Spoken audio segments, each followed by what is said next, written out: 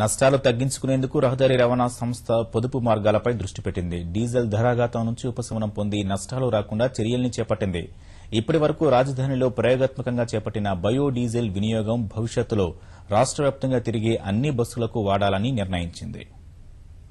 రహదారి రవాణా సంస్థ రాష్ట్ర వ్యాప్తంగా 95 డిపోల నుంచి 10,329 బస్సులు నడుపుతోంది.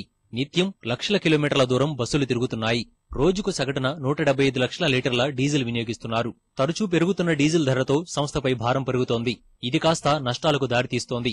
డీజిల్ ధర నుంచి ఉపశమనం పొందేందుకు కొన్నాళ్ల నుంచి సీఎన్జీ వాడుతున్నా ఫలితం ఉండటం లేదు. గ్యాస్ ధర కూడా క్రమంగా పెరుగుతుండటమే దీనికి కారణం. హైదరాబాద్లో ప్రస్తుతం 134 సీఎన్జీ బస్సులు నడుస్తున్నాయి.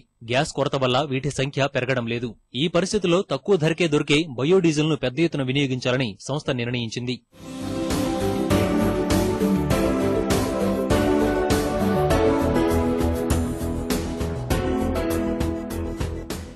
అడవి ఆముదం, కానుగ, ఇప్ప విత్తనాలు, పత్తి, బియ్యం, తవుడు, పామ్, పొద్దుతిరుగుడు, సోయాబీన్ నుంచి తయారు చేసే బయోడీజిల్ ఇంధనాన్ని అధికారులు కొన్ని బస్సులకు వాడి ప్రయోగాలు నిర్వహించారు.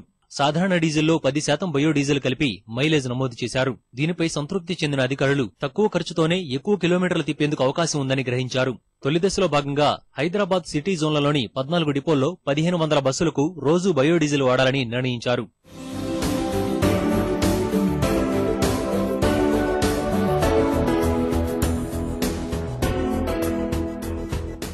ప్రస్తుతం డీజిల్ ధరతో పోలిస్తే బయోడీజిల్ ధర లీటరుకు 10 రూపాయలు తక్కువగా ఉంటుందని, ఇది సంస్థకు ఆర్థికంగా కలిసి వస్తుందని అంచనా వేస్తున్నారు. ప్రస్తుతం సంస్థకున్న 2,500 కోట్ల నష్టాలు క్రమంగా తగ్గుతాయని భావిస్తున్నారు.